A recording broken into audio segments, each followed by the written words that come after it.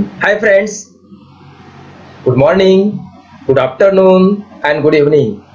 I am Sitaram Wahule and I have been teaching biology right from the last 30 years. Now I wish you all warm welcome at Web Education, that is learning the biology by understanding of the textbook of the State Board of Maharashtra, the textbook of CBSE and the textbook of ISC as well.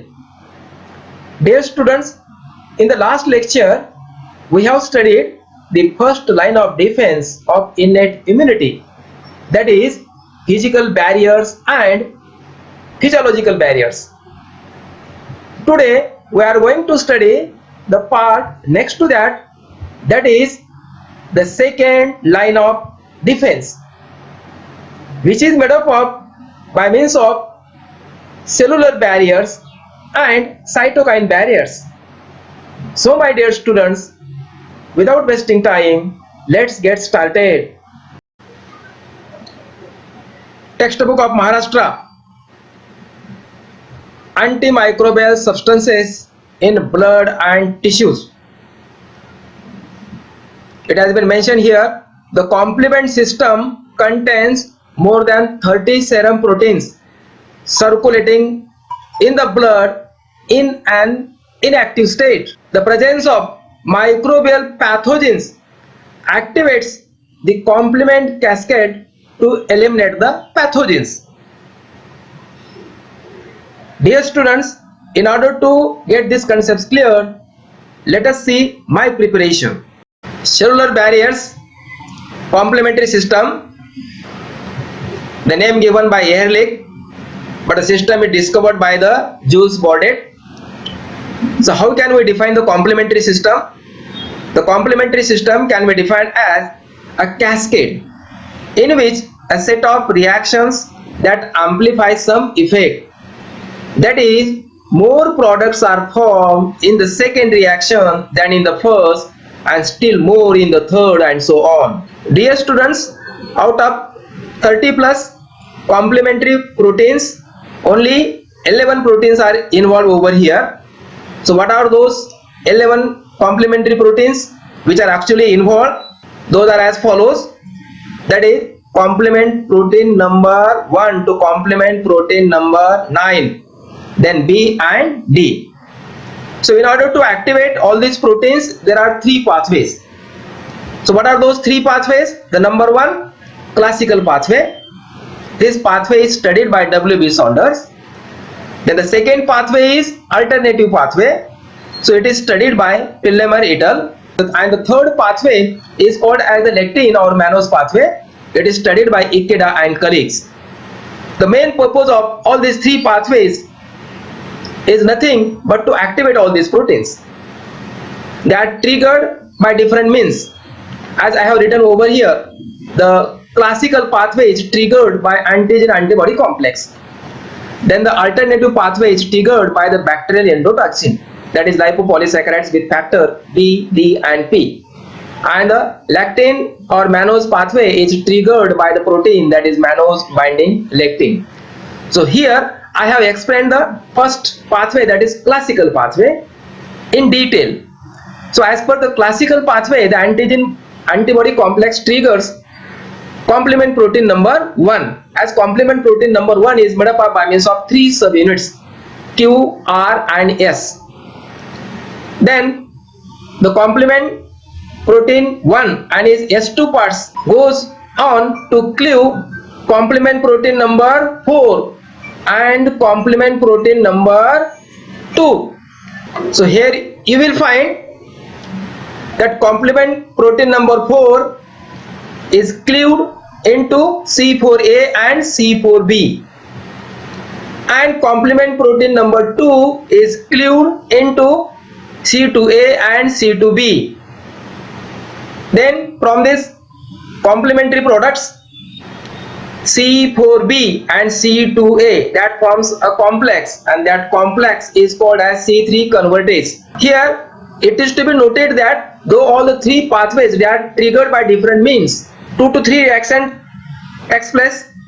All those 2 to 3 reactions which takes place in the beginning, they are little bit different, but all the three pathways after 2 to 3 reactions, they meet or they converge to meet at a common point so as to form a C3 convertase complex. And whatever the reaction which takes place after the C3 complex complementary proteins, all the reactions are same. Then C4b and C2a come together so as to form a complex, and that complex is called as the C3 convertase. So my dear students, as I have already told you all, C4b and C2a complex goes on to cleave complement protein number C3 as C3a and C3b.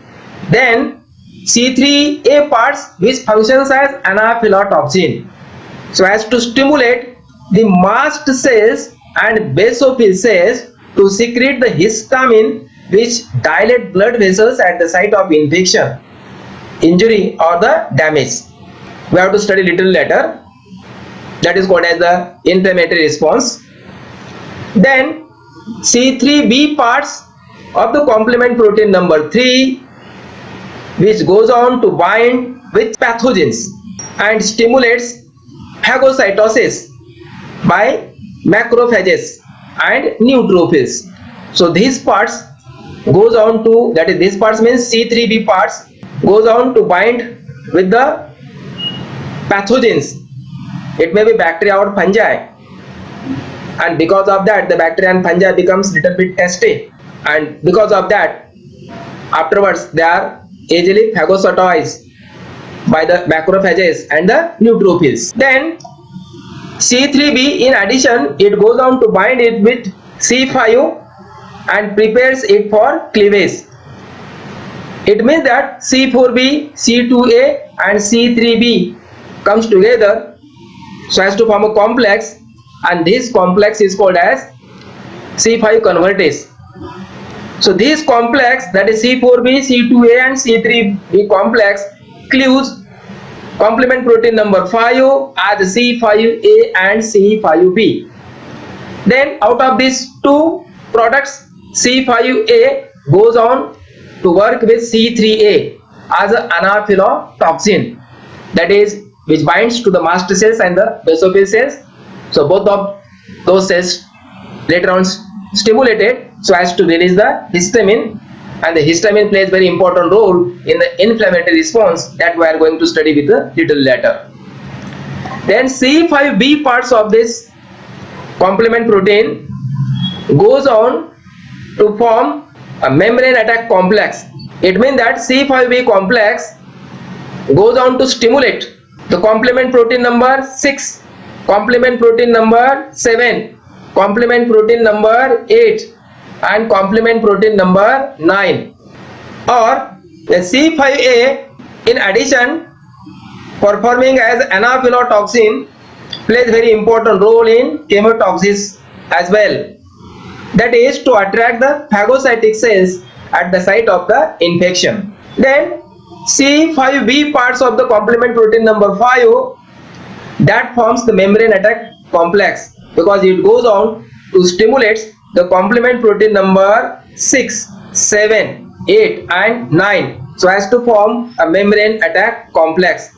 It is also identified as C5b 6, 7, 8, 9 complex. So this membrane attack complex plays very important role in order to bring about the cytolysis or to create the hole in the outer surface of the pathogens, and that hole allows to enter the water or certain ions inside the pathogens, and because of that the pathogen swells and finally burst, and this is how the pathogen is killed. So what are the immune effects of the various complement products? Number 1, anaphylatoxin. The complement products involved over here are as follows: C3a, C4a and C5a. So anaphylatoxins means these complement products go on bind with the mast cells and the basophil cells, thereby both the cells they are stimulated to secrete or to release histamine, which plays very important role in inflammatory response. Then the complement product C3b plays very important role to bind on the surface of the pathogens, and because of that the process of phagocytosis becomes very easy. The third one is chemotaxis. It is controlled by C5a.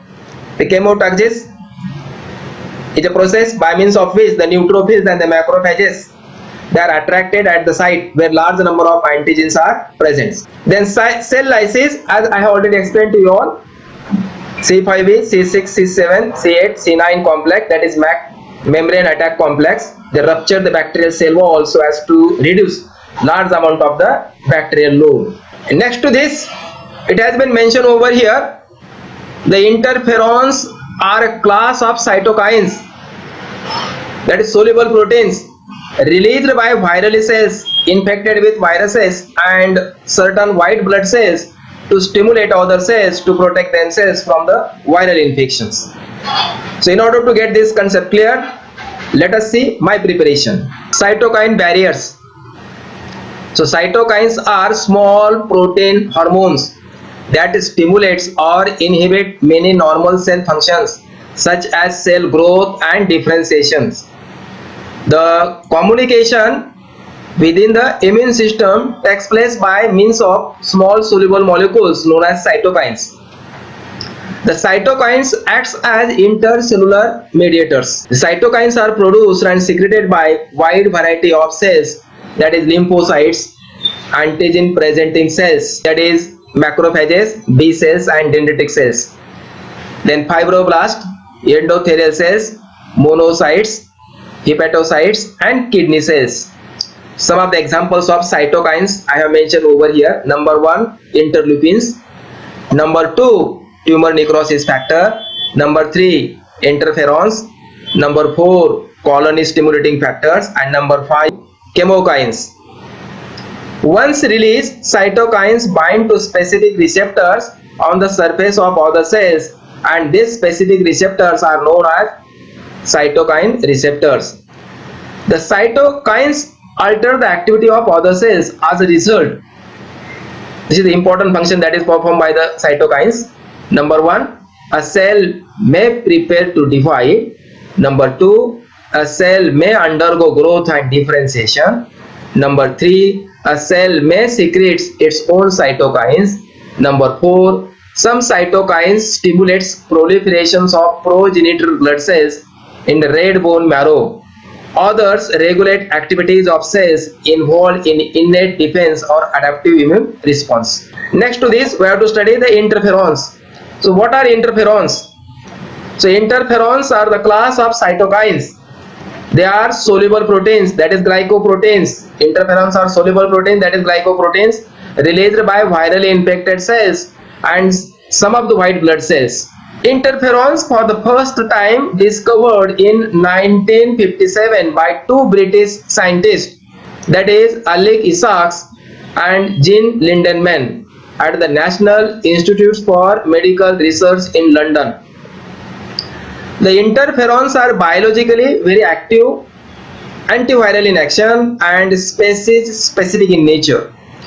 The most important property of interferons is that its ability to interfere with the replication of viruses, and this is how the name interferon came into being, because its ability to interfere the multiplication of the viruses. Dear students, I have shown some of the diagrams regarding the role of interferons here. So this is the infected cell which is infected by virus. This one is a normal healthy cell. This is a macrophage and this one is the natural killer cells. As you are knowing that what exactly happens when the normal healthy cell is infected with virus.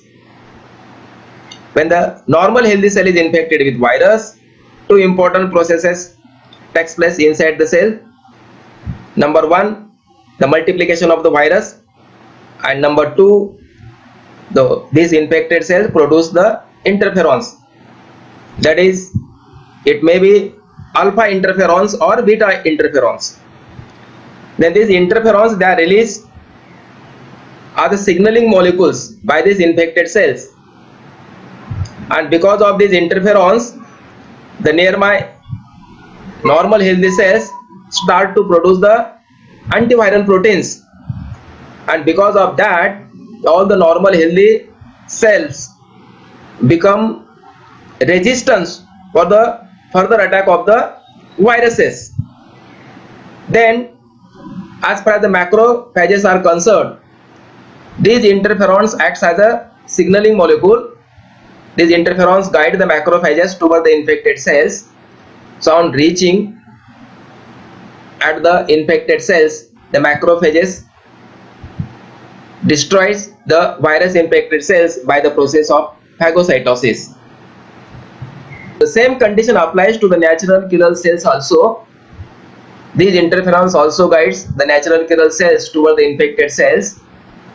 Then the natural killer cells on reaching up to the infected cells, it brings about the destructions of that infected cells by two different ways. The first one, the natural killer cells release the perforins, a protein which brings about the cytolysis, that is it creates the hole or the pores to the plasma membrane of the infected cells, and thereby it changes the viability as well as the integrity of the infected cells, and this is how it brings about the destruction of the infected cells. Number two, the natural killer cells also releases the granzyme and granulescence through the perforin pores into the virally infected cells, and because of that granzyme and granulescence, the induced apoptosis, that is programmed cell death, is carried out. So what is the significance of interferons? I have mentioned over here. Interferon stimulates the normal healthy cells of the body to synthesize antiviral proteins. Number two, it inhibits the synthesis of viral proteins, transcription, assembly and release of virus particles. Number three, it inhibits of viral replication. Number four, interferons can also bind to natural killer cells and guide them to reach towards the infected cells so as to destroy the infected cells and cancerous cells as well. Number 5, interferons can also bind to the macrophages and guide them to reach towards the infected cells. Then infected cells are engulfed and destroyed by the macrophage.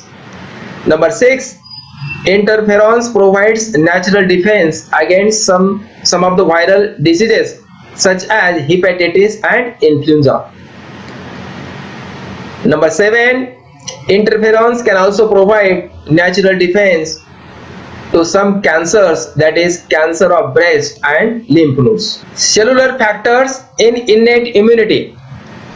The natural defense against the invasion of blood and tissues by microorganisms and other foreign particles is mediated to a large extent by phagocytic cells which ingest and destroy them. Phagocytic cells discovered by Metchnikoff in 1882 are grouped as microphages and macrophages. Then they remove foreign particles that enters the body. Then a class of lymphocytes called as natural killer cells is important in non-specific defense against viral infections and tumors. So dear students, we already studied the concepts of natural killer cells while studying the role of interferons. Now, in order to get these concepts clear, that is phagocytic cells, that is microphages and macrophages, let us proceed towards my preparation. So dear students, phagocytic cell discovered by Metchnikoff in 1882 are grouped as microphages and macrophages. So neutrophils in the blood and tissues called as macrophages. that is micropolicemen, or sometimes they are also referred as soldiers. So they are the phagocytic cells. Then monocyte in the tissues called as macrophages, or they are also referred as professional phagocytes. Then macrophages may be fixed macrophages or wandering macrophages. The wandering macrophages occur in the connective tissue throughout the body. They move to the site of infection like the leukocyte and dispose of microbes. They are also called as histiocytes. The fixed macrophages are located in the lining of blood and lymphatic capillaries, in spleen, lymph nodes, liver and bone marrow. They are working like checkposts and will not allow the intruders to enter critical locations in the body. Some of the examples of fixed macrophages are given over here. The histiocytes in the lymph nodes, Kupffer cells within the liver, microglia within the central nervous system, alveolar macrophages, that is the dust cell within the alveolar wall in lungs, osteoclast within the bone, Langerhans cells within the epidermis, and inside the kidney there are mesangial cells. So I have mentioned over here some of the microorganisms can survive after the phagocytosis by the macrophages are as follows, that is Mycobacterium tuberculosis, Shigella, then Leishmania, then Salmonella managed to survive within the macrophages with special adaptations. Now let us study phagocytosis, opsonization. It was already told to you all that C3b part of the complement protein number 3 goes on to bind with the microorganisms, that is bacteria or the fungi, and make them testy for the phagocytosis. Now what is the process of phagocytosis? Let's study over here. So I think that the phagocytosis processes over here I have divided into 4 steps. So one is called as the activation, then the second one is called as the adherence, and the third one is called as ingestion, and the fourth one is called as digestion. Correct. Now let us study one by one. The first one is activation or chemotaxis. So infection of a given site in the body stimulates the delivery of neutrophils to the site through the chemotaxis. Here such attractants as tissue debris and bacteria product activate the movements of the phagocytic cells to move to the infected site. Here it is to be noted that the neutrophils are able to reach the site fast because they are always circulating in blood. Through such processes, what are those processes which are involved? Number 1, leukocytosis. Number 2, chemotaxis. Number 3, margination. And number 4, diapedesis, the process by means of which the neutrophils comes out of the blood streams or through the blood vessels and migrate inside the body. That process is called as the diapedesis. Then the next one is adherence or binding. Bacteria with such molecules, substances as IgG or C3b are easily identified by the phagocytes. Here such receptors are opsinin receptors on the plasma membrane of the phagocyte bind to these molecules, allowing for the bacteria to be identified and ultimately digested. Here it is worth noting that different types of phagocytes have different surface receptors. Therefore, it's only through successful binding with appropriate surface molecules on the invader that the organisms can ingest it. Then ingestion. Attachments binding allows for identification and ingestion of the bacteria. During ingestion, the cell membrane of the phagocyte invaginates while surrounding the bacteria and engulfs it. This process results in the bacteria being enclosed in a vesicle, that is phagosomes, within the phagocytes. And the fourth one is enzyme action, that is digestion and killing. Within the phagocyte cell, that is vesicle containing the invading bacteria, comes in contact with the lysosomal granules to form a phagolysosomes digestive vacuole. Here lysosomal activity helps to destroy and kill the bacteria. Here you will find two diagrams, they are given over here. One, the phagocytosis by macrophages, and the second one, the phagocytosis by neutrophils. As I have already explained the four steps of the phagocytosis, they are common for both macrophages as well as the neutrophils. So I would like to repeat it once again. The first step is called as the activation.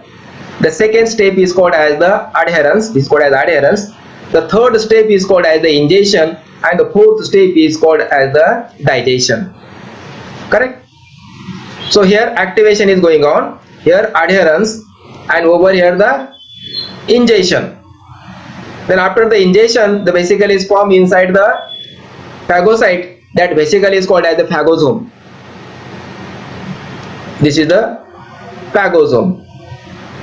Then the phagosome fuses with the lysosomes of the phagocytic cells so as to form the phagolysosomes, and where the digestion or the killing of the pathogens takes place. Then the undigested matter is stored in a vesicle. That vesicle is called as the residual body, later on which is thrown outside the body by the process of exocytosis as a debris. Now here I would like to tell you some of the differences between the phagocytosis by macrophages and phagocytosis by neutrophils. The first difference is that the process of phagocytosis which is done by the neutrophils is little bit faster when compared to the process of phagocytosis which is done by the macrophages. Number two, once the process of phagocytosis is done, the neutrophils die. Contrary to that, the macrophages do not die. Number three, when the phagocytic cells enters to the infected area, the neutrophils start to spill out or to release some of the substances, and those substances go on killing the pathogens as well as to catch hold the pathogens. Contrary to that, the macrophages release some of the debris as the exocytosis, which acts as a chemotaxis in order to attract the other macrophages at the infected sites. Then the neutrophils can ingest 20 bacteria at a time. Contrary to that, the macrophages can ingest more than 100 bacteria at a time. Next to this, fever. So it has been mentioned in the textbook of Maharashtra. Increase in the body temperature following the infection is a natural defense mechanism. It helps to accelerate the physiological processes to destroy the invading pathogens. Number two, fever stimulates the production of interferons and help in recovery from viral infections. So my dear students, in order to get these concepts clear, let's see my preparation. Inflammatory response. Anaphylatoxin. It is defined as a defense response of vascular connective tissue towards injury or infections. This is how we can define the inflammatory response. Then inflammation is a non-specific defense and healing mechanism by the body to tissue damage or infection. Excessive or prolonged inflammation can be harmful. Causes: pathogens, Staphylococci bacteria and Streptococci bacteria. The inflammatory response which is produced by the Staphylococci bacteria is very serious types, and because of that there is a speedy attraction of neutrophils and speedy recovery. Contrary to that, the inflammatory response which is produced by the Streptococci bacteria is very slow type, and because of that there is a slow recovery, and hence the inflammatory response which is caused by the Streptococci bacteria is little bit problematic when compared to the inflammatory response which is caused by the Staphylococci bacteria. Then the inflammation can also be caused by the abrasions, that is scraping off, chemical irritations, distortions or disturbances of cells and extreme temperature. So what are the signs and symptoms of inflammation? Redness, pain, heat, swelling and loss of functions. Then inflammation involves many components which are as follows: sentinel cells, that is resident macrophages, dendritic cells and mast cells, plasma proteins, complement proteins, that is mediators C3, C3a and C3b, kinins, mediators of cytokines,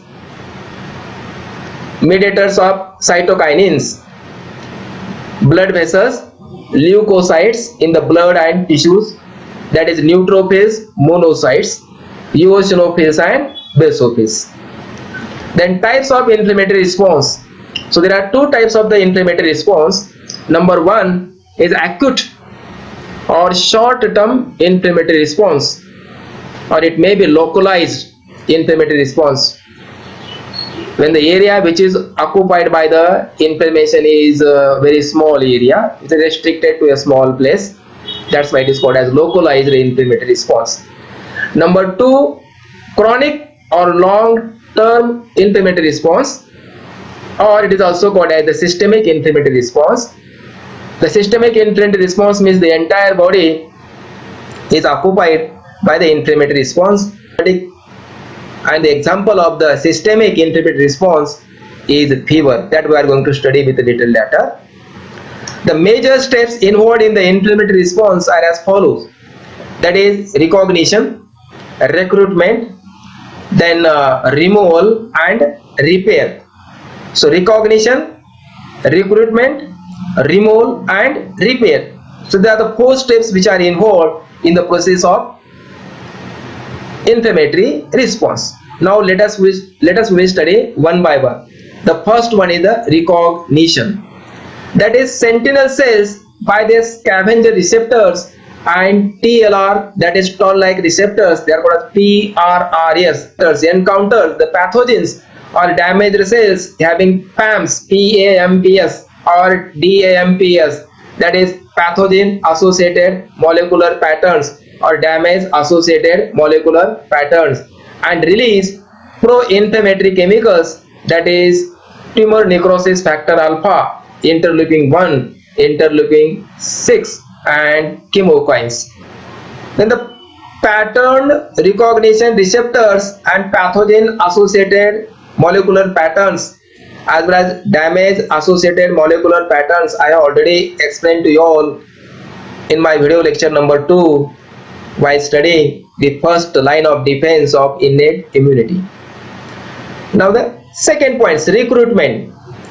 Tumor necrosis factor alpha and interleukin 1, interleukin 6 travels and make liver to release acute phase proteins, that is mannose binding lectin, MBL, which in turn brings about activation of complement protein C3 to C3a and C3b, which activates anaphylatoxins and opsonization respectively. Means C3a is related for, or it is associated for anaphylatoxin, and C3b it is associated for opsonization. Histamine and serotonin secreted by broken mast cells, basophil cells and platelets respectively brings about the local vasodilation of small vessels and capillaries to flow more blood, that is hyperemia, causing redness, rubor and warm calor. So these are the Latin words, rubor and calor. Rubor means redness and calors means warm. So this is caused because of more blood flows through the blood capillaries, and it is caused because of dilation of the small blood capillaries or small blood vessels because of the histamine, which is released by the broken mast cells as well as the basophil cells.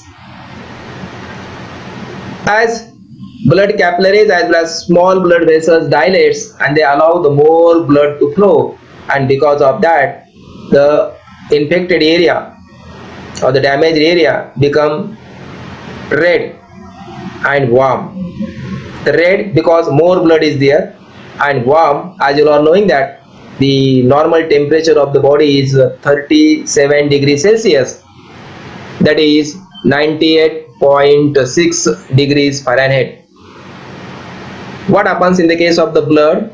So in the blood the temperature is always more than normal temperatures of the body.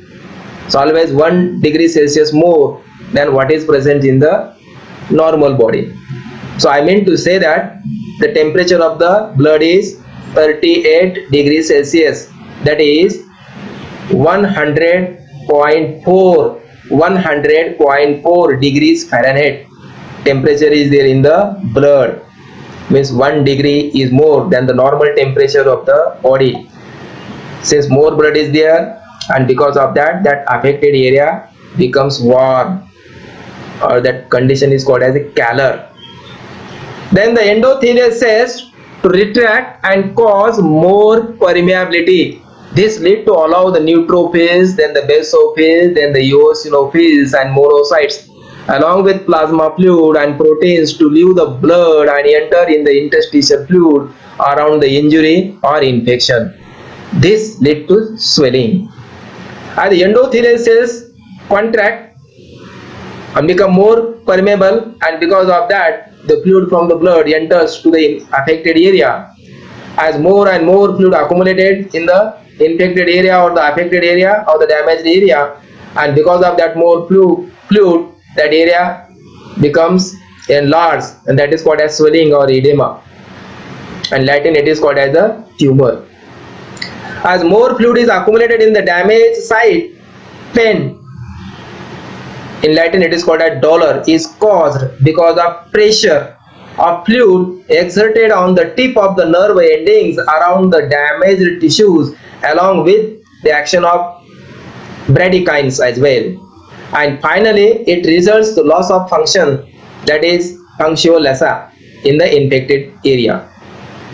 So the cardinal signs of the inflammatory response are as follows: redness, that is rubor, then warm, that is calor, then swelling, that is tumor, then pain, that is dolor, and loss of function, that is punctio laesa. So these are called as cardinal signs of the inflammation. Next point, remove. Neutrophils by releasing chemicals neutralizes toxin and phagocytose the microorganism. On the other hand, macrophages engulf the pathogens, toxins, damaged tissues, cells and dying neutrophils. Pathogens are also killed through cytolysis by membrane attack complex. And the last point, number 4, is repair. This is the final steps as white blood cells release cytokines, growth factors and with blood platelets and plasma proteins to initiate the repair of the damaged tissues. So this is how we have studied the inflammatory response. 4 steps. First, the pus is usually yellowish white fluid matter formed in association with inflammation caused by the invasion of the body by infective microorganisms, that is bacteria, and composed of dead and dying phagocytes, mostly neutrophils, then living or dead microbes and tissue debris. Pus is a sure sign of infection of the. So this is a diagram just for extra information regarding the inflammatory response which takes place in the 4 steps. So with the help of these diagrams you can study the 4 steps of the inflammatory response, that is recognition, then recruitment, then removal and repair. Then what is the significance of inflammation? Number 1, inflammation is an attempt to dispose of microbes, toxins or foreign material at the site of injury. Number 2, to prevent the spread of microbes, toxins or foreign material to other tissues. Number 3, to prepare the site for tissue repair. Number 4, to restore the tissue homeostasis. Fever, it is also called as pyrexia, is an example of systemic inflammation. So increase in the body temperature following the infection is a natural defense mechanism. Normal temperature of the body is 37 degrees Celsius or 98.6 degrees Fahrenheit. A fever occurs when activated leukocytes release pro-inflammatory chemicals called as cytokines. Then those cytokines, that is pyrogens, interleukin 1, interleukin 6, tumor necrosis factors, they act as pyrogens, stimulates the anterior hypothalamus to produce the prostaglandins E2, which lead to an increase in the body temperature. So hypothalamus is called as thermostat of the body. Here you will find the mechanism of the fever. When the body is infected with microorganisms, then the immune cells release some of the cytokines like the interleukin 1, interleukin 6, tumor necrosis factors. They are called as the endogenous pyrogens. So they are released by the immune cells whenever body is infected by the microbes. Then all these endogenous pyrogens, they are there in the blood streams whenever they reach to the brain. So inside the brain, they come in contact with the cerebral blood vessels, and the cerebral blood vessels, they are stimulated because of these endogenous pyrogens so as to release another signaling molecules. That another signaling molecule is called as cyclooxygenase 2. Then this cyclooxygenase 2 goes on to stimulate the anterior part of the hypothalamus to release prostaglandins E2. Then prostaglandins E2, under the influence of certain neurotransmitter, the body's temperature point is reset, and because of that there is a slight increase in the temperature, and that is called as the fever. So what is the significance of the fever? Number 1, moderate fever helps to accelerate the physiological processes to destroy the invading pathogens. Number 2, the fever stimulates the production of interferons and helps in recovery from viral infections. Number 3, fever slows down the growth of the pathogens. Number 4, fever increases the activity of phagocytosis, inflammation and tissue repair. Number 5, up to certain point, a fever may be beneficial, but beyond a tolerable limit, it can cause damage to the body's own enzymes. A very high temperature above 40.5 degrees Celsius or 105 degree Fahrenheit is very dangerous, as it can cause confusion, seizures and brain damage. It must be quickly brought down by giving antipyretics like aspirin and applying cold packs. Then a certain increase in the body temperature beyond the normal range is also called as hyperthermia. That is non-pyrogenic hyperthermia. Heat stroke is caused by external or environmental factors, and the hypothalamus set point remains normal, but the ability to regulate the body temperature is lost. And the last point from the textbook of Maharashtra is acute phase proteins. They are also called as APPS. So acute phase proteins, they are defined as infection or injury leads to sudden increase in concentration of certain plasma proteins, collectively called as acute phase proteins. For example, fraction C reactive proteins, CRP. Number 2, mannose binding protein. Number 3, alpha 1 acid glycoprotein, and number 4 serum amyloid proteins.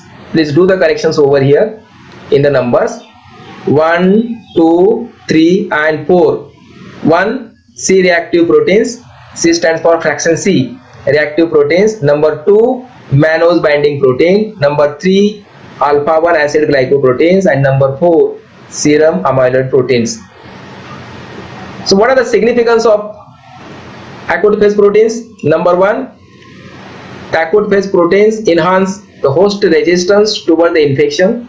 Number 2, prevent tissue injury. Number 3, promote repair of inflammatory lesions, and number 4, it also promotes phagocytosis.